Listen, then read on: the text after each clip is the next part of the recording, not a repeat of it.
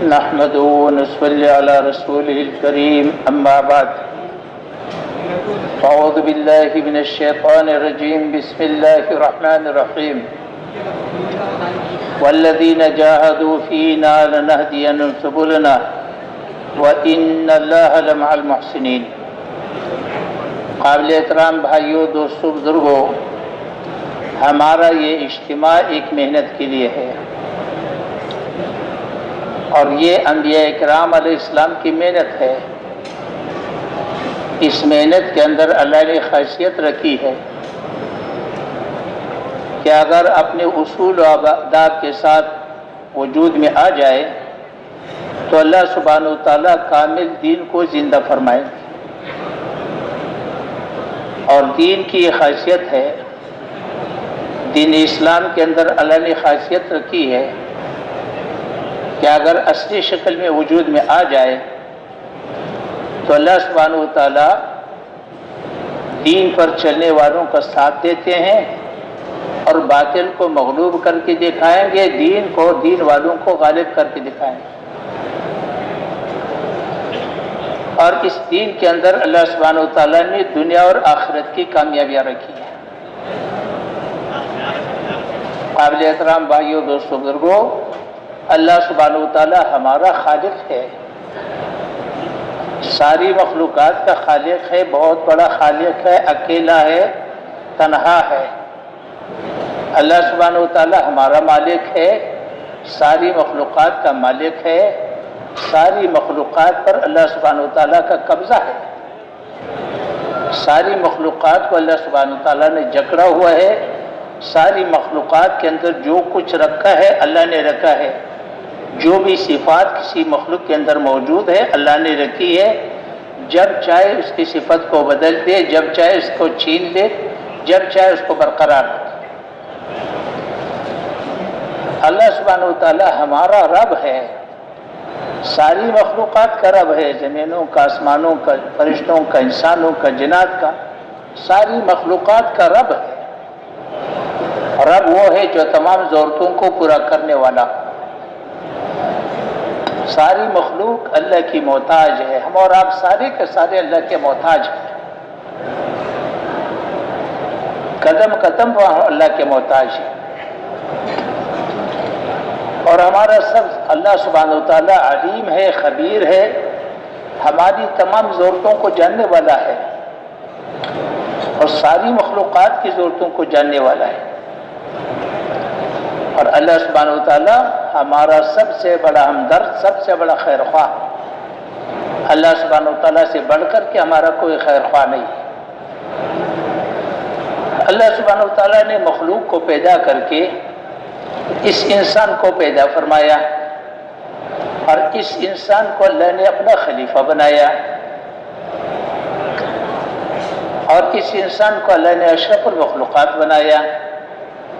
اس انسان کو اللہ نے اپنے لیے بنایا، اور اس انسان کو اللہ سبحانہ وتعالیٰ ہمیشہ ہمیشہ اپنے پاس رکھے گا۔ اس انسان کو اللہ کبھی ختم نہیں کرے گا، چونکہ یہ انسان اللہ کا خلیفہ ہے، اشرف المخلوقات ہے، مخلوق کو اس کی خدمت پہ لگایا ہوا ہے، ساری مخلوق کو اس کی خدمت پہ لگا دیا۔ سورج ہے، چاند ہے، ستارے ہے، زمین ہے، پہاڑ ہے، ہوائیں ہیں، یہاں تک کہ فرشتوں کو بھی اس کی خدمت پہ لگایا ہوا ہے۔ کوئی مخلوق اس کی خدمت سے انکار نہیں کر سکتا، اللہ کا خلیفہ ہے، اشرف المخلوقات ہے۔ اللہ سبحانہ وتعالیٰ کی ذات کامل ہے، اللہ اپنے تمام صفات کے ساتھ، تمام قدرتوں کے ساتھ، تو اللہ سبحانہ وتعالیٰ ہمیشہ کے لیے ہے، اور اس انسان کو ہمیشہ کے لیے اپنے پاس رکھے گا۔ اس انسان کو اللہ کبھی ختم نہیں کرے گا۔ اللہ سبحانہ وتعالیٰ نے جمع اور آپ کو جتنے مخلوق نظر آ رہی ہے، اس پر اللہ نے فرشتوں کو مقرر کیا ہوا ہے۔ یہ جمع اور آپ کو امور نظر آئے، اس کو تکوینی امور کہتے ہیں۔ تکوینی امور پر اللہ نے فرشتوں کو مقرر کیا ہے۔ سورج ہے، چاند ہے، زمین ہے، پہاڑ ہے، ہوائیں ہیں، پانی ہے، آگ ہے، روح ڈالنا، روح نکالنا، روزی پہنچانا، بارشیں برسانا، ہوائیں چلانا، حالات کو بدلنا، موسم کو بدلنا، حالات کو بدلنا، یہ سارے اوپر فرشتوں کو اللہ نے مقرر کیا ہے، اور یہ احکامات اللہ کے دربار سے آتے ہیں۔ اس کو تکوینی امور کہتے ہیں۔ اللہ سبحانہ تعالیٰ جیسی چیزوں کا خالق ہے ویسے حالات کا خالق ہے۔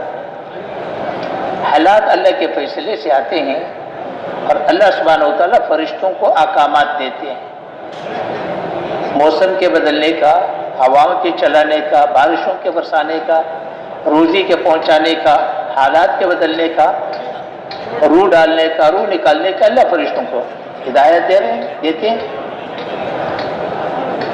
جس سے حالات بنتے رہتے ہیں۔ تو اللہ سبحانہ وتعالی نے جب انسان کو پیدا فرمایا تو اللہ نے تمام فرشتوں کو اس کے سامنے جھکا دیا، سارے فرشتوں سے سجدہ کرایا، جبرائیل علیہ السلام، میکائیل علیہ السلام، اسرافیل علیہ السلام، ملک الموت، سب فرشتوں سے سجدہ کرایا۔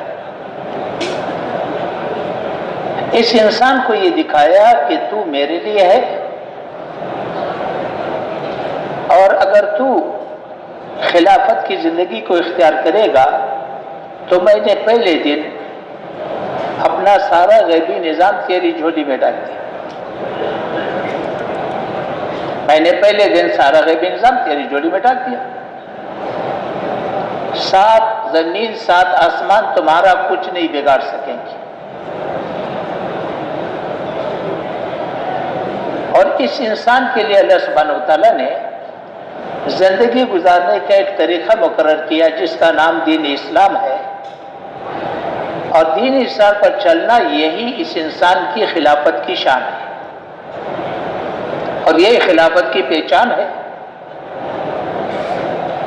اگر یہ زندگی دینی زندگی گزار رہا ہے تو یہ خلافت کے مقام پر ہے، جب دینی زندگی پر ہوگا تو اللہ کا سارا غیبی نظام اس کے ساتھ ہے، اور اس دین پر چلنے میں اللہ نے دنیا اور آخرت کی کامیابیاں رکھی ہے۔ البتہ دین پر چلنے کا اس بندے کو اللہ نے اختیار دیا ہے۔ دین پر چلنا چاہتے ہو تو میرے بندے ہو، میرے خلیفہ ہو، غیبی نظام پہلے دن میں نے تیری جھولی میں ڈال دیا، 7 زمین 7 آسمان تمہارا کچھ نہیں بگاڑ سکتے گے، دنیا اور آخرت کی کامیابیوں کی اللہ نے ضمانت دی ہے۔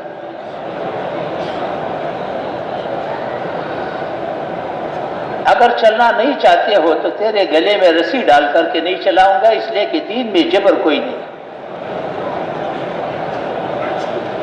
البتہ جو اس نعمت کا انکار کرے گا، اس نعمت کی ناقدری کرے گا، تو پھر اللہ کا فیصلہ یہ ہے کہ اس کا نام انسانیت کی فہرست میں سے اللہ پاک نکال لیتے ہیں۔ پھر اللہ کے دربار میں یہ انسان نہیں رہا، یہ حیوان ہے، بلکہ حیوان سے بدتر ہے۔ پھر فیصلہ یہ ہے کہ باغی ہے، یہ خاشاک ہے، جلانے کے لیے ہے، اس لیے کہ بغاوت کی سزا، بغاوت کے لیے باغی کے لیے کوئی معافی نہیں ہوتی، دنیا کے کسی قانون میں باغی کے لیے معافی نہیں ہے۔ یہ اللہ کا فیصلہ ہے، اول سے لے کر کے قیامت تک اللہ کا یہی فیصلہ ہے۔ جب دینی زندگی وجود میں آتی ہے تو اللہ کا غیبی نظام ساتھ چلتا ہے، جب دینی زندگی وجود میں آتی ہے تو اللہ کی طرف سے رحمتیں برستی ہیں۔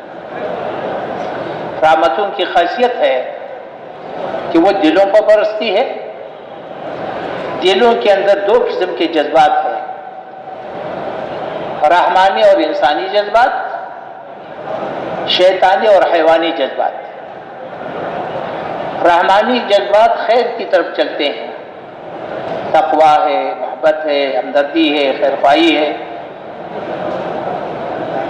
اور اسی طرح صبر ہے، دیانتداری ہے، تو یہ ان جذبات کی پرورش ہوتی ہے جب رحمت برستی ہے، تو ان کی طرف چلنا ہر انسان کے لیے آسان ہوگا جس پر رحمت برستی ہے۔ یہ اس کا مزاج بن جائے گا، طبیعت بن جائے گا۔ جو شیطانی جذبات ہے، حسد ہے، کینہ ہے، بغض ہے، دشمنی ہے، کبر ہے، خیانت ہے، تو ان جذبات کی پھر پرورش نہیں ہوگی، مزمحل ہوں گے۔ پھر ان چیزوں سے بچنا اس کے لیے آسان ہوگا، اس کا مزاج بن جائے گا۔ اب یہ انسان جہاں جائے گا اس سے خیر پھیلے گا، جس سے واسطہ پڑے گا اس کو خیر ملے گا۔ شر سے بچنا آسان، خیر کی طرف بڑھنا آسان۔ چونکہ انسان کو اللہ نے بنایا ہے اشرف المخلوقات، لیکن محتاج بھی بنایا ہے، کیونکہ یہ بیوی کا محتاج ہے، اولاد کا محتاج ہے، حکمران کا محتاج ہے، رعایا کا محتاج ہے، تاجر کا محتاج ہے، زارع کا محتاج ہے، گلکار کا محتاج ہے، قدم قدم پر محتاج ہے۔ انسان اکیلا زندگی نہیں گزار سکتا، اس کے ایک دوسرے سے واسطہ پڑتا ہے، اس کی ضرورتیں ایک دوسرے کے ساتھ ٹکراتی رہتی ہے۔ ایک کی ضرورت دوسرے کی ذمہ داری، اس کی ضرورت دوسرے کی ذمہ داری، ایک کی ضرورت دوسرے کی ذمہ داری۔ تو اللہ جل شانہ نے جو احکامات عطا فرمائے ہیں وہ اسی لحاظ سے عطا فرمائے ہیں۔ حکمران رعایا سے کیا چاہتا ہے؟ یا اللہ نے رعایا کا دین بنا، یا اللہ نے رعایا کا دین، رعایا تو حکمران سے کیا چاہتا ہے؟ یا اللہ حکمران کا دین بنا۔ والدین اولاد سے کیا چاہتے ہیں؟ اولاد کا دین ہے۔ اولاد والدین سے کیا چاہتے ہیں؟ والدین کا دین ہے۔ غریب مالدار سے کیا چاہتا ہے؟ مالدار کا دین ہے۔ مالدار غریب سے کیا چاہتے ہیں؟ کہ غریب کا دین ہے۔ لیکن ان حقوق کا اس وقت لحاظ رکھا جائے گا، ان ذمہ داریوں کو اس وقت رکھا جائے گا جب زندگی کی بنیاد ایمان ہو، اللہ ہو، آخرت ہو، دینی زندگی ہو۔ تو رحمتوں کی خاصیت ہے کیا؟ آدمی کے لیے دین پر چلنا آسان، شر سے بچنا آسان، خیر کے پر چلنا آسان۔ ہر اللہ پاک محبتوں کی بارش کرے گا، دلوں میں محبتیں اللہ ڈالتا ہے، کوئی نہیں ڈال سکتا۔ نکال لیا تو بیٹا مصیبت، محبت نکال لی تو بیوی مصیبت، محبت نکالی تو بھائی مصیبت، رشتہ دار مصیبت۔ محبتوں کو تو اللہ ڈالتا ہے، اللہ نکالتا ہے۔ دنیا کو کوئی طاقت محبت کو نہیں نکال سکتا ہے۔ تو اللہ سبحانہ وتعالیٰ دین کی برکت سے محبتوں کی بارش کرے گا، رحمتوں کی بارش کرے گا، برکتوں کی بارش کرے گا۔ تھوڑی آمدنی ہوگی، سارے کام بنے ہوئے ہوں۔ جھونپڑی میں رہنے والا کسی کا محتاج نہیں ہوگا، تھوڑی آمدنی والا کسی کا محتاج نہیں ہوگا۔ 5,000 کما لیا، اللہ نے برکت ڈال دی، 50,000 سے زیادہ کام بن گیا۔ جب برکت اٹھا لی جاتی ہے تو 50 لاکھ کما لیے لیکن ضرورتیں پورے نہ ہوں، پھر بھی محتاج۔ تو اللہ سبحانہ وتعالیٰ برکتوں کی بارش کرے گا، اطمینان کی بارش کرے گا۔ جھونپڑی والے کو جھونپڑی میں اطمینان دے گا، بیمار کو بیماری میں اطمینان دے گا، غریب کو غربت میں اطمینان دے گا، مالدار کو مال میں اطمینان دے گا، قرآن کو قرآن میں اطمینان دے گا۔ اللہ اللہ ہے۔ ابراہیم علیہ السلام کو آگ میں اطمینان دیا، یوسف علیہ السلام کو جیل میں اطمینان دیا، ایوب علیہ السلام کو بیماری میں اطمینان دیا، اور سلیمان علیہ السلام کو تخت میں اطمینان دیا۔ تو اللہ سبحانہ وتعالیٰ دنیا آخرت کی زندگی بنائے، اور پھر اللہ جل شانہ حکمرانوں کو ہمدرد بنا دے گا، خیر خواہ بنا دے گا، رعایا کو تابع دار بنا دے گا، مالداروں کو سخی بنا دے گا، ہمدرد بنا دے گا، خیر خواہ بنا دے گا، اور غریبوں کو قانی بنا دے گا، غیور بنا دے گا. 3 دن کا فاقہ برداشت کریں گے، کسی کے مال کے دیکھیں گے نہیں. اور مالدار غریبوں کو تلاش کرتے کرتے کرتے اپنا مال خرچ کرے گا. اور زمین آسمان نے دیکھ لیا، ایسے دور گزرے ہیں. امن کی زندگی ہوگی، امن کی زندگی الگ. قبر کی روشنی دین والے کو ملے گی، قبر کی تنگی سے دین والا بچے گا. عرش کا سایہ دین والے کو ملے گا، پولیس رات پر دین والا بچے گا. حوض کوثر کا پانی دین والے کو ملے گا. حمل نامہ دائیں ہاتھ میں دین والے کو ملے گا. ہمیشہ کی جنت دین والے کو ملے گی، ہمیشہ کے جہنم سے دین والا بچے گا. تو میرے محترم بھائی وہ دنیا اور آخرت کے لحاظ سے دین ہماری ضرورت ہے، اور اس دین پر اللہ نے ضمانت دی ہے دنیا اور آخرت کی کامیابی کی. اور دنیا اور آخرت کی مصیبتوں سے حفاظت کی اللہ نے ضمانت دی. لیکن یہ کامیابیاں ملے گی کامل دین پر، جزوی دین پر نہیں. کامل دین شروع ہوتا ہے ایمان سے. ایمان ہے، جاندار عبادات ہے، اخلاق ہے، معاملات ہے، معاشرت ہے، معاملات ہے، قضا ہے. کامل دین ہوگا تو کامل کامیابی بھی ہوگی. جزوی دین ہوگا تو جزوی کامیابی ہوگی. کیونکہ ہماری زندگی بنتی ہے آخرت سے، وہاں سے بندے بندے دنیا پر آئے گی. تو کامل دین انسان کی زندگی کے لیے، انسان کی دنیا اور آخرت کی کامیابی کے لیے ضمانت ہے. کامل دین بقول مولانا یوسف صاحب رحمۃ اللہ علیہ کے جن احکامات کو توڑا گیا ان کی سزا پہلے ملے گی، جن احکامات کو پورا کیا اس کا اجر بعد میں ملے گا.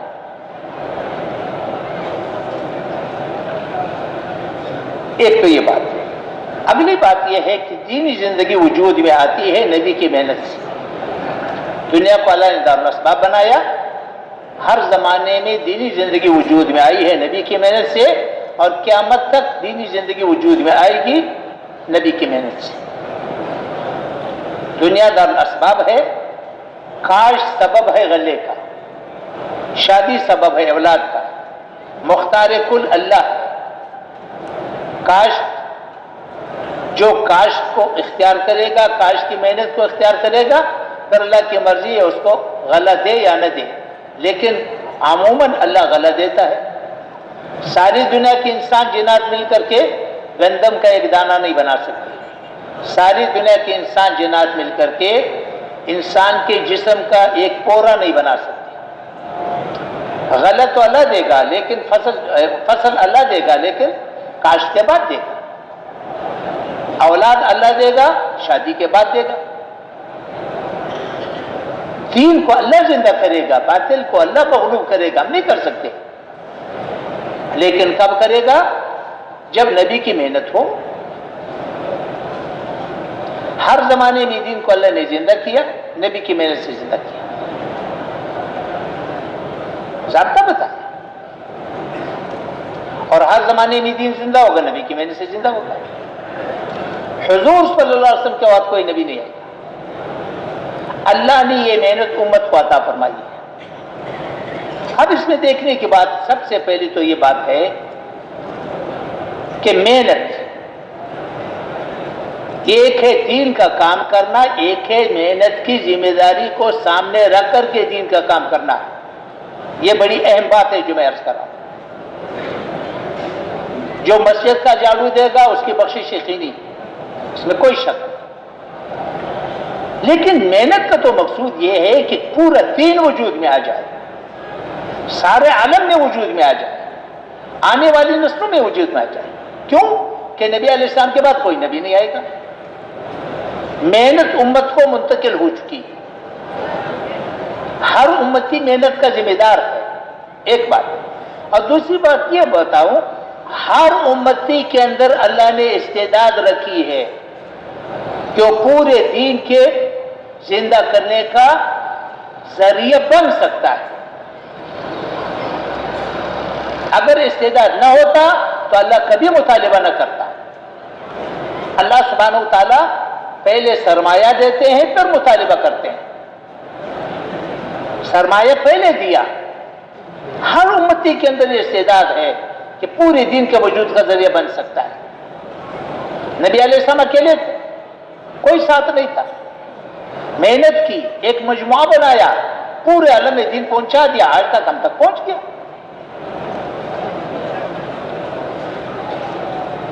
آج سے 95 سال پہلے ایک مسلمان کھڑا ہو گیا, حضرت مولانا محمد الیاس رحمۃ اللہ علیہ. نبی نہیں تھے, صحابی نہیں تھے, مسلمان تھے اور 14ویں صدی کے مسلمان تھے. پورے دین کو سامنے رکھا, پورے عالم کو سامنے رکھا, آنے والی نسلوں کو سامنے رکھا کہ پورے دین وجود میں آ جائے. محنت شروع کر دی. چونکہ پورا دین سامنے تھا, پورا عالم سامنے تھا, آنے والی نسلیں سامنے تھی. خود تو 18 سال لگا کر کے محنت بر صغیر کے کناروں تک پہنچ گئی, لیکن ترتیب وہ اختیار کی جس سے پورا دین وجود میں آ سکتا ہے, اور اس کے آنے کی شکلیں ہم اور آپ دیکھ رہے ہیں. آج دنیا کا کوئی ملک ایسا نہیں, کوئی جزیرہ ایسا نہیں جہاں یہ محنت پہنچی نہیں ہے اور یہ محنت کرنے والے موجود نہیں ہیں. تو یہ استعداد والے نے ہر امتی کے اندر رکھی ہے. تو محنت میں سب سے پہلا عزم یہ ہے, پہلی بات یہ ہے کہ محنت کرنے والے نے نیت کیا کیا, عزم کیا کیا. آیا پورا دین سامنے ہے, پورا عالم سامنے ہے, آنے والی نسلیں سامنے ہے, یا جو کچھ کر رہا ہے اسی کو کافی سمجھ رہا ہے. سب سے پہلی بات یہ ہے مسلمان, جو کچھ کر رہا ہے اگر اس پر مطمئن ہے تو آگے نہیں جا سکے گا. اور یہی اس وقت مشکل پیش آ رہی ہے. مشکل یہ پیش آ رہی کہ دین کی محنت کام کرنے والا جتنا کر رہا ہے, جس سطح پر بھی کر رہا ہے, اس سے زیادہ اپنے ذمہ نہیں سمجھتا. حالانکہ ختم نبوت کا تقاضا تو پہلا یہ ہے کہ پورے دین کی نیت کرو, پورے عالم کی نیت کرو, آنے والی نسلوں کی نیت کرو. اب سوچو کہ مجھے کیا کرنا ہے.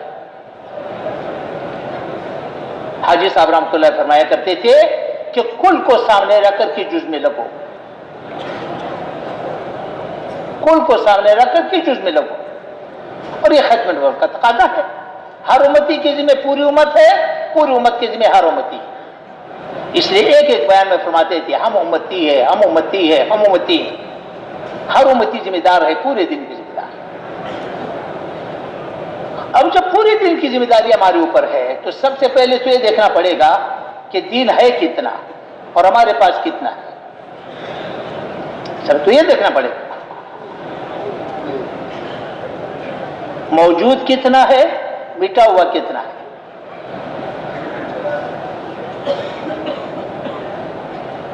جو دین موجود ہے وہ کتنا ہے, مٹا ہوا کتنا ہے. 7 کروڑ انسانی آبادی ہے, 2/3 انسانی آبادی تو کلمے سے محروم ہے, مرتے ہی سیدھا جہنم میں ڈالے جائیں گے. اس بڑی آبادی کا دین میں حق ہے یا نہیں ہے؟ اگر حق ہے تو امت اس حق کو تسلیم کر رہا ہے یا نہیں؟ اگر امت نے اس حق کو تسلیم کیا تو اس کے لیے کر کیا رہا ہے؟ اگر اس کے حق کو تسلیم نہیں کیا تو ختم نبوت کا کیا مطلب لیا؟ پہلے تو یہ سوچنا پڑے گا. 2/3 انسانی آبادی کلمے سے کیوں محروم ہے؟ مسلمان کلمے کی زندگی سے محروم ہے. مسلمان کلمے کی زندگی سے کیوں محروم ہے؟ مسلمان کلمے کی محنت سے محروم ہے. کلمے کی محنت ہوگی تو کلمے کی زندگی ہوگی. وہ تو کہتے ہیں اسلام دکھاؤ. اسلام تو ان کو نہیں دکھایا جا سکتا, ہمارے پاس تو نہیں. ان کو دکھانے کے لیے اسلام تو ہمارے پاس نہیں ہے. اس وقت تو 25 مہینے کی دین محفوظ ہے. دین تو محفوظ ہے, بے شک محفوظ ہے, لیکن کہاں محفوظ ہے؟ بازار کا دین بازار میں محفوظ ہے یا الماری میں؟ کچہری کا دین کچہری میں محفوظ ہے یا الماری میں؟ معاشرت کے دین معاشرت میں محفوظ ہے یا الماری میں؟ ہاں، ہمارے گھروں کا دین گھروں میں زندگی محفوظ ہے یا الماری میں؟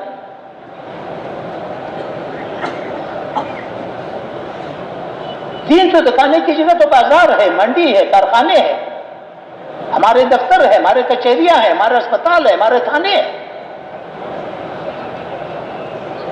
مسجد میں تو کوئی آئے گا تو دین دکھانے کے لیے۔ ایمان اندر کی چیز ہے، روزہ ہمارے پیٹ میں ہے،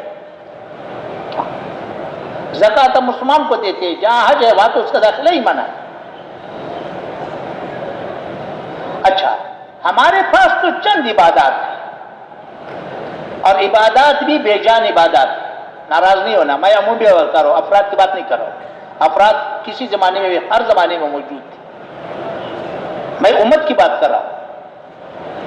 چند بے جان عبادات ہے، پورا دین مسجد کے پورا دین چاردیواری کے اندر بند ہے، باہر دین کو کوئی شکل نہیں ہے، اور وہ بھی ملک مال والوں کا محتاج۔ تو اس سے مفلوج دین تو دنیا میں نہیں چلے گا۔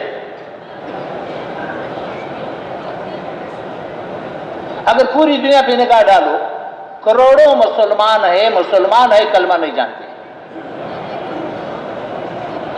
پوری امت میں 10% بمشکل نماز پڑھتے ہیں، 90% صحیح سے پڑھتے نہیں۔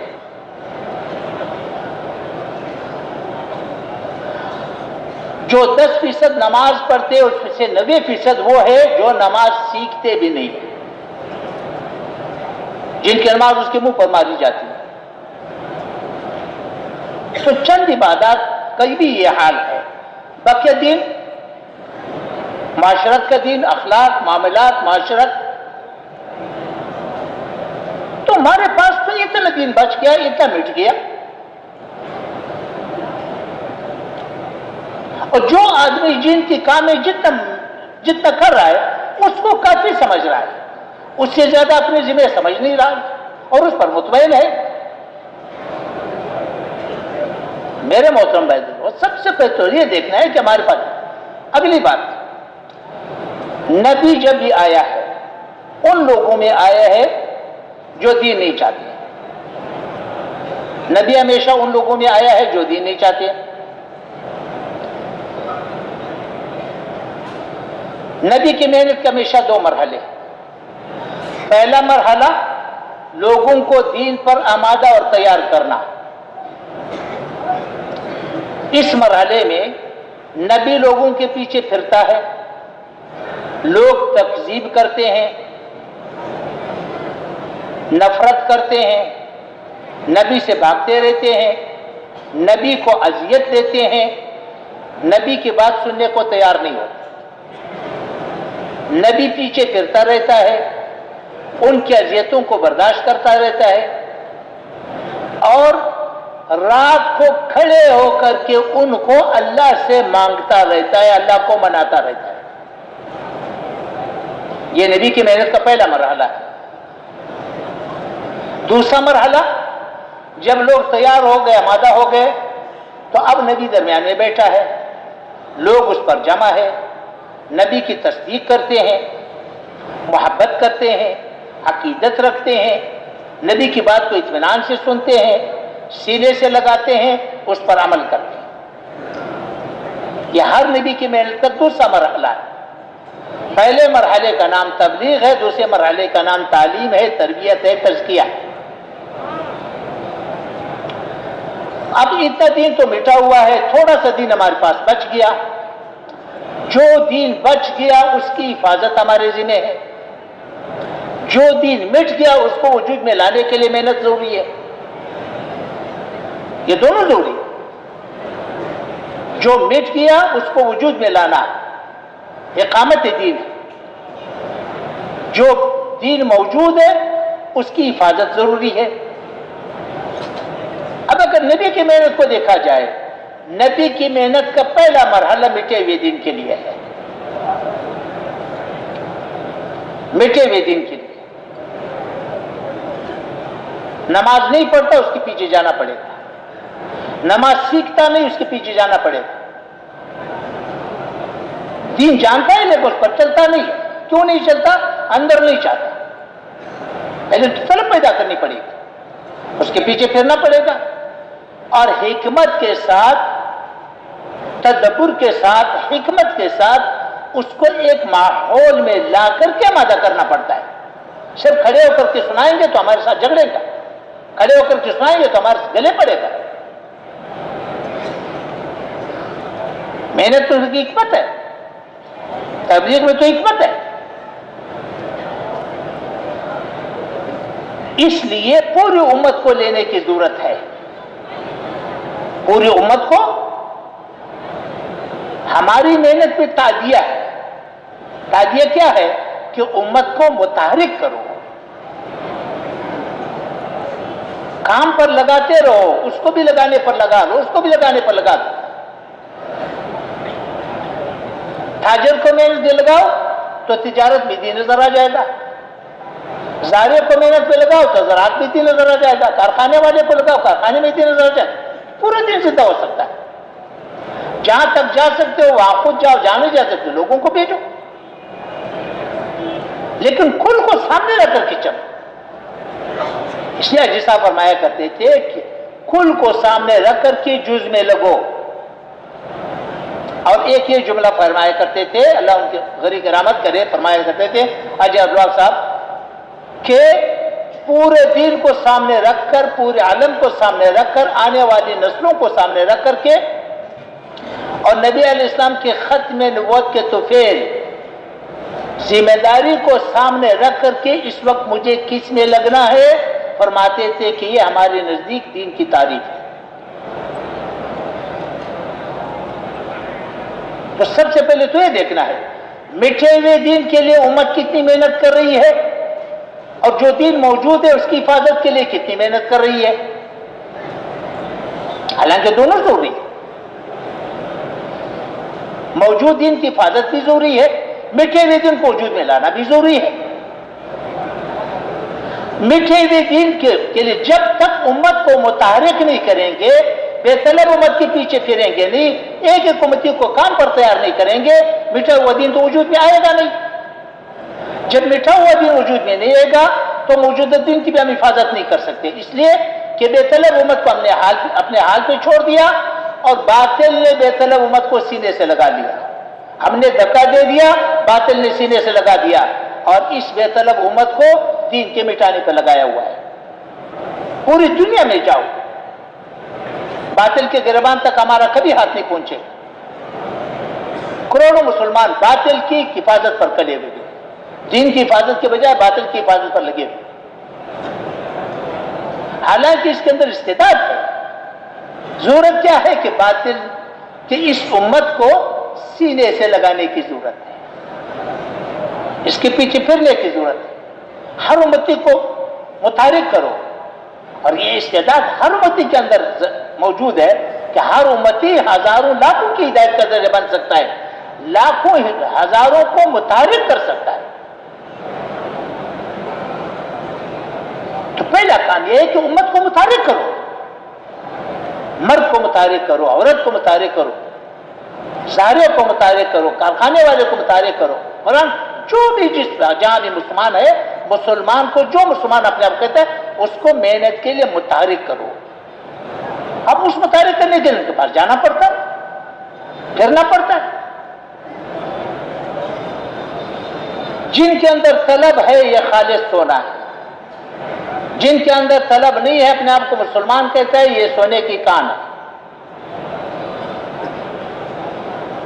اس وقت ہمارے جتنے دینی ادارے چل رہے ہیں کسی بھی شکل میں ہے وہ طلب والوں پر چل رہے ہیں،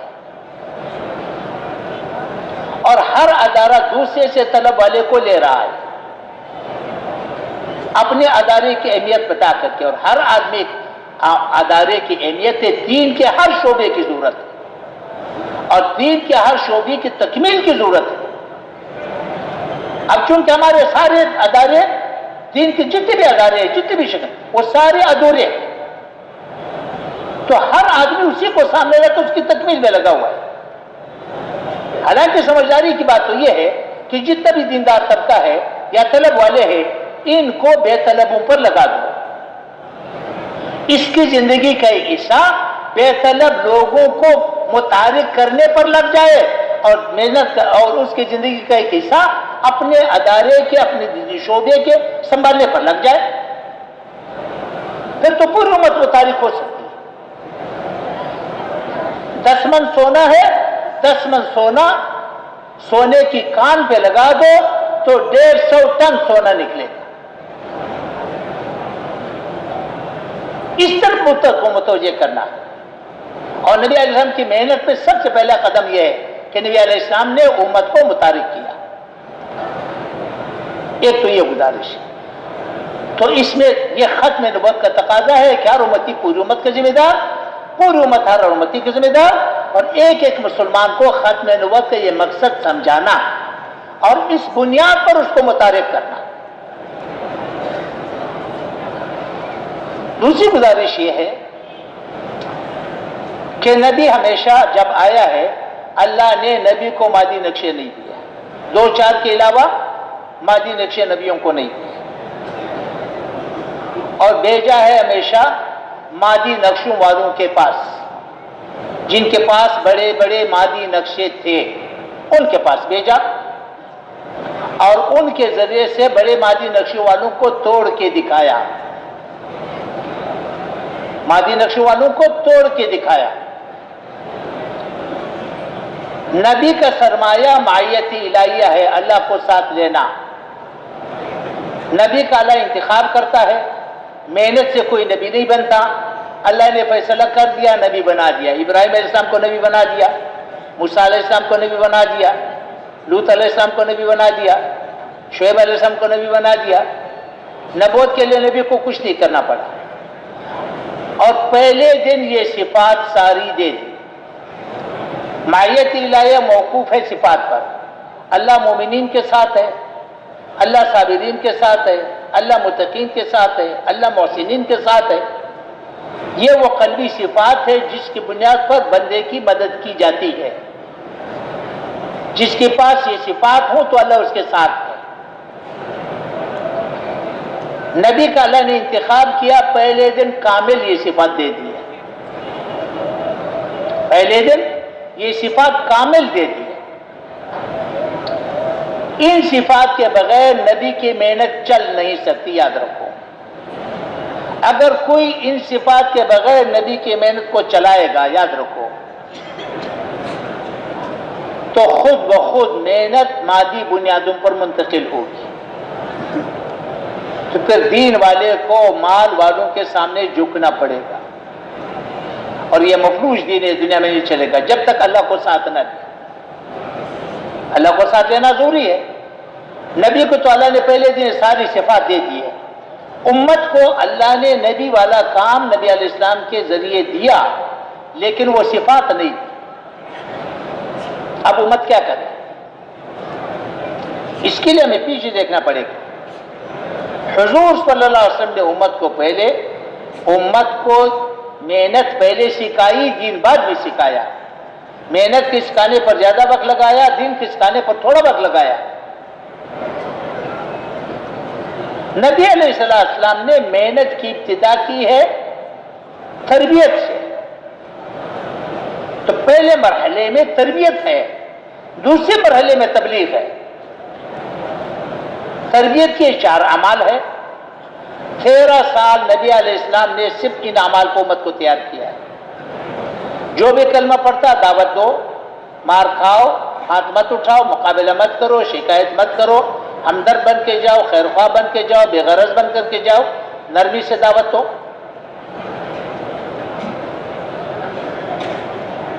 جو بھی کلمہ پڑھتا اس کو ڈالنا۔ حیات صحابہ پہلا جلد پہلا باب دعوت ہے، اس میں جا کے دیکھا جائے گا۔ بیت اللہ پر کفار کا قبضہ تھا، نبی علیہ السلام نے زاویہ بنایا ارقم بن ارقم رضی اللہ عنہ کے گھر کو، جو بھی کلمہ پڑھتا وہاں لے کر کے آؤ، جو بھی کلمہ پڑھے وہاں لے کر کے آؤ، جو بھی کلمہ پڑھے وہاں لے کر کے آؤ۔ اور یہ گھر 24 گھنٹے آباد تھا، تفسیر کا وقت نہیں، ہر آدمی دیکھ سکتا ہے۔ ہاں، وہاں پر 3 کام ہوتے تھے۔ جو قرآن پاک نازل ہو رہا تھا اس کی تعلیم ہو رہی تھی، اور ایمان کی مجلس ہوتی تھی، قرآن سمجھایا جاتا تھا، ایمان کی مجلس ہوتی تھی، اور محنت کے مشورے ہوتے تھے۔ پہلا دعوت، دوسرا تعلیم و تعلم، اور رات کو کھڑے ہو کر کے اللہ کو یہ قرآن سناؤ۔ تہجد کی نماز فرض تھی اور ہر امتی تہجد کی نماز اہتمام سے پڑھتا تھا۔ بقول مفتی محمد شفیع صاحب رحمۃ اللہ علیہ کے، اللہ پاک جزائے خیر عطا فرما دے، پوری امت کے رسول کو جزائے خیر عطا فرما دے، تو انہوں نے لکھا ہے کہ ہر تہجد کی نماز فرض تھی اور ہر امتی ہر مسلمان کم از کم 1/3 رات کھڑے ہو کر کے اللہ کو قرآن سناتا تھا۔ اپنی ضرورتوں کو قربان کرتے تھے، لوگوں کی ضرورتوں کو پورا کرتے تھے۔ اور ہجرت تک 13 سال میں ان اعمال کے علاوہ اور کچھ نہیں ملے، اور کچھ نہیں ملے۔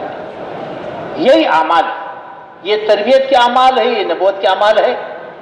مقصود ہے زبان کا کلمہ دل میں اتر جائے، اللہ سے لینا سکھایا، اللہ کو منانا سکھایا، اللہ کے سامنے رونا سکھایا، اللہ کو ساتھ لینا سکھایا، ایمان سکھایا، تقوی سکھایا، اللہ کی عظمت کا استحضار پر لائے، دین کے لیے قربانیاں دینوں کا عادی بنایا۔ یہ مقصود تھا۔ پھر اس کے بعد امر آیا ہے اب تبلیغ کرو۔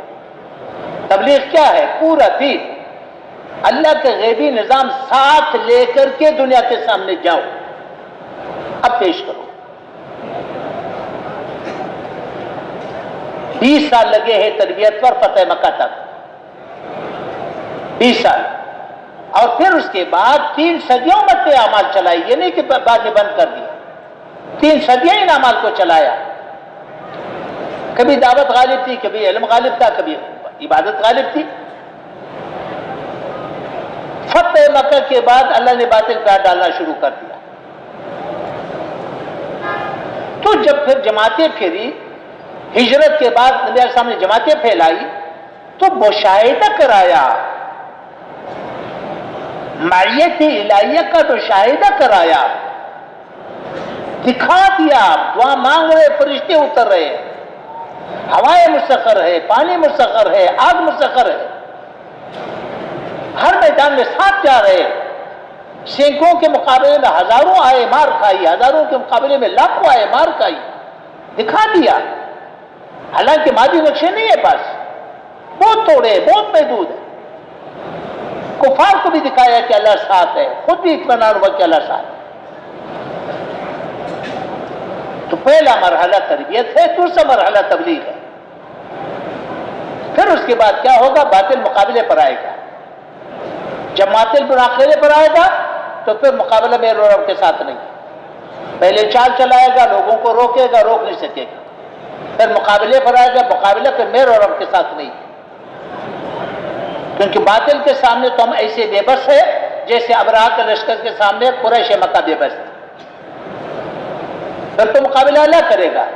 اللہ نے قرآن کریم میں باطل کو مغلوب کرنے کے لیے، باطل کو توڑنے کے لیے 3 طریقے بتائے۔ اب پھر اللہ جانتا ہے کہ کس کو اختیار کرے گا۔ پہلا یہ بتایا کہ اللہ پاک ہدایت کو عام کرے گا۔ کیا کرے گا؟ ہدایت کو عام کرے گا، ہوا چلائے گا، سب لوگوں کو ہدایت دے دے گا۔ یونس علیہ السلام کے پوری امت کو اللہ نے اکٹھی ہدایت دی۔ دوسرا طریقہ، اللہ نے کارروائی کی، براہ راست کارروائی کی۔ میں نے پانی برسایا، میں نے ہوا بھیجی، میں نے پتھر برسائے، میں نے زمین پلٹایا، میں نے آگ برسائی، کر کے دکھایا۔ اور تیسرا طریقہ، کمزور کے ذریعے بڑے طاقت کو توڑ کے دکھا دیا۔ جالوت اور طالوت کا واقعہ اسی بنیاد پر سنایا۔ صحابہ کرام، نبی علیہ السلام اور صحابہ کرام کے ساتھ اللہ نے یہی کیا، قرون اولیٰ میں تمام مسلمانوں کے ساتھ اللہ نے یہی کیا۔ تو یہ تربیت کا جو دورانیہ ہے یہ لازمی ہے۔ باطل کو اللہ توڑے گا، ہم نہیں توڑ سکتے، بات بے بس ہے، لیکن باطل کو اللہ کب سب سے پہلے تو تربیت کا مقصود یہ ہے کہ ہم اللہ کو ساتھ لیں، اللہ سے لینا سیکھے، اللہ کو منانا سیکھے، اللہ کے سامنے رونا سیکھ لے، اللہ سے مانگنا سیکھ لے، اللہ کا تعلق حاصل کرے، اللہ کی معرفت حاصل کرے، اللہ کو پہچان لے، تاکہ ہمیں اللہ سے لینا آ جائے، جب بھی مشکل پڑے اللہ سے مانگنا آ جائے، اللہ کے سامنے آنسو بہانا آ جائے۔ دن کو ہوتے تھے میدان میں، رات کو اللہ کے سامنے کھڑے رہتے تھے، روتے رہتے تھے۔ سیرت کے اندر واقعات ہیں۔ سب سے زیادہ فتوحات جو ہوئی ہے، جو تیزی سے فتوحات ہوئی، وہ حضرات شیخین کے دور میں، کیونکہ نئی حکومت تھی، اس زمانے کے بڑی حکومتوں کو بیک وقت ہاتھ ڈالا۔ تو سیرت میں یہ بات سامنے آتی ہے کہ جب بھی کئی مشکل پڑتی وہ مدینہ والوں سے پوچھتے، کسی بھی لشکر کو پیش آتی مدینہ والوں سے پوچھتی، تو مدینہ میں بیٹھے حضرات ان کی رہبری فرماتے، تو اس رہبری میں اس کو خط لکھتے کہ اب یوں کرو یوں کرو یوں کرو، اس میں ایک جملے کا تکرار ہے جو قیامت تک ہماری رہبری کے لیے ہے۔ وہ جملہ یہ ہوتا تھا، تم نے اللہ کی غیبی مدد حاصل کرنے کی اسباب میں کمی کی ہے۔ اس کی طرف ہمیشہ متوجہ کرتے، تم نے اللہ کی غیبی مدد حاصل کرنے کے اسباب میں کمی کی ہے۔ جب تک ہم اللہ کو ساتھ نہیں لیں گے ہم کہیں بھی نہیں چل سکیں گے، نہ دین پر چل سکیں گے نہ دین کی محنت میں چل سکیں گے۔ اگر کریں گے بھی دین کی محنت تو مال والوں کا اپنے آپ کو محتاج سمجھیں گے۔ جب دین والے مال والوں کے سامنے جھکیں گے، مفلوج دین ہے، اللہ اس کو قبول نہیں کرے گا اور مخلوق بھی اس کو قبول نہیں کرے گی۔ اسباب کو اختیار کرنا ہے، ہم نے اسباب پھینکنا نہیں ہے۔ سارا دین اسباب کے استعمال سے بھرا ہوا ہے۔ اس کا مطلب یہ ہے کہ اسباب کو پھینکو، ان کو آگ لگا دو۔ پہلے تو ان کو استعمال سیکھو، اس کو سیکھنا، یہی تو دین ہے کہ اسباب کو استعمال کرو۔ اسباب کو کس طرح استعمال کرنا ہے، حاصل کس طرح کرنا ہے، استعمال کس طرح کرنا ہے، تو دین کا تو تقاضا یہ ہے کہ یہ نہ سمجھا جائے کہ اس کو آگ لگا دو۔ اللہ باطل کو توڑے گا 3 شرطوں پر۔ پہلی شرط یہ ضابطہ ہے، پہلی شرط یہ ہے، فرمایا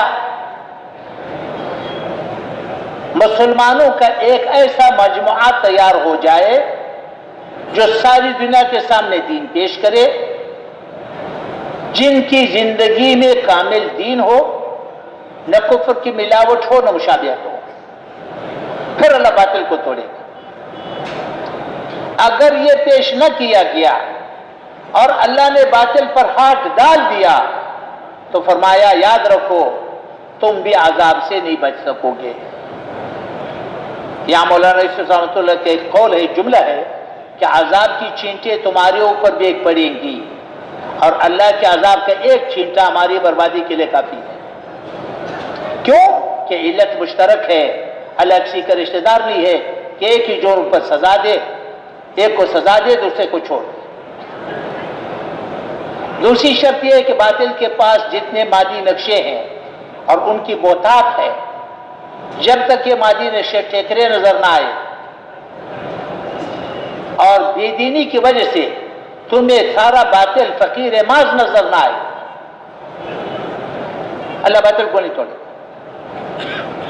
اور یہ اس وقت ہوگا جب ہم اللہ کو پہچانتے ہوں، اللہ کی معرفت حاصل ہو، اللہ کا تعلق حاصل ہو، اللہ سے مانگنا آتا ہو، اللہ کو منانا آتا ہو، اللہ کے سامنے رونا جانتے ہوں، جیسے صحابہ کرام نے کیا، اللہ کے غیبی نظام کو ساتھ لیا ہو، پھر تو باطل کے سارے نقشے ٹھیکرے نظر آئیں گے۔ ہاں، سعد بن ابی وقاص رضی اللہ عنہ 10,000 کا لشکر لے کر کے پانی کو بغیر کشتی کے گزار کے گئے۔ علا بن حضمی رضی اللہ عنہ، ابو مسلم خولانی رحمۃ اللہ علیہ،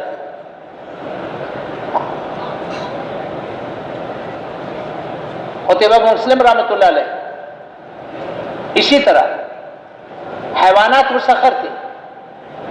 حضرت عبداللہ بن عمر رضی اللہ عنہ کا واقعہ ہے، سفینہ رضی اللہ عنہ کا واقعہ ہے، عقبہ بن نافع رحمۃ اللہ علیہ کا واقعہ ہے۔ ایک آواز پہ ساری جنگل حیوانات سے خالی ہو گئی، دعا مانگتے تھے فرشتے اترتے تھے، دعا مانگتے تھے ہوائیں مسخر تھی، پانی مسخر تھا، بارش برستی تھی. اللہ سے لینا سیکھا پھر عدل کے سامنے پیش ہو، اس وقت ممکن ہوگا. اور اگر ہم نے یہ نہ کیا،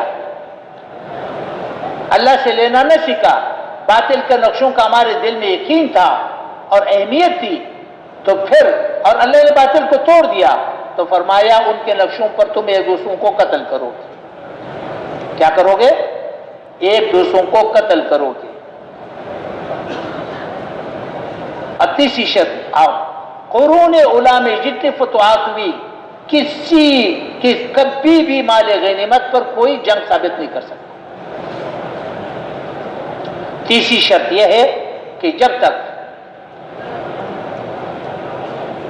باطل کی ہدایت کی بے چینی نہیں ہوں گی اللہ باطل کو نہیں توڑے گا. انتقامی جذبے پر اللہ باطل کو نہیں توڑے گا.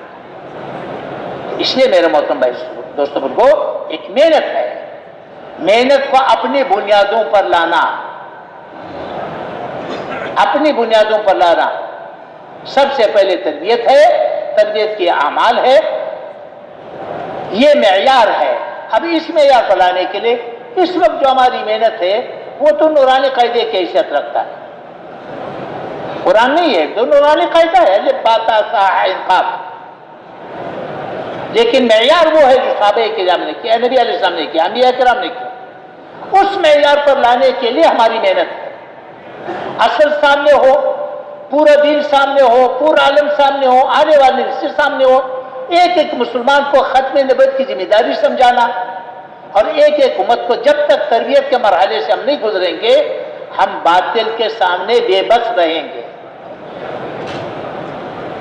تربیت کے مرحلے سے دین کے کسی بھی شعبے کو اختیار کرنے سے پہلے تربیت کے مرحلے سے گزرنا ضروری ہے تاکہ ہم اللہ کو ساتھ لے سکیں، اللہ کو منانا سیکھ لے. پھر جو اس کی حیثیت یعنی نماز کی شرائط کی ہے. نماز کا ارکان ہے، نماز کی شرائط ہے. ارکان داخل نماز ہے، شرائط خارج نماز بھی ہے، داخل نماز بھی ہے. نماز سے پہلے وضو بنانا پڑے گا اور نماز کے دوران اس کو برقرار رکھنا پڑے گا.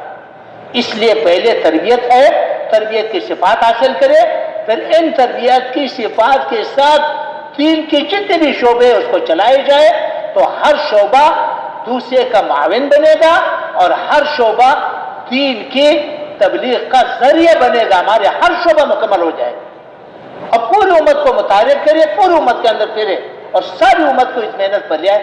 اس کے لیے محنت ہے، اس کے لیے اللہ کے راستے میں خروج ہے. ہر مسلمان سے مطالبہ ہے کہ اپنی زندگی کو تقسیم کرے. تو ٹھیک ہے نا، کریں گے نا؟ کون کون تیار ہے؟ سارے تیار ہیں؟ اچھا، مغرب کے بعد مطالبہ ہوگا، پھر آپ اللہ سارے کھڑے ہو کر کے نام لکھا دو، اللہ کے راستے میں نکلنا. ٹھیک ہے نا؟ کریں گے نا؟ اچھا، نماز کی تیاری کرو.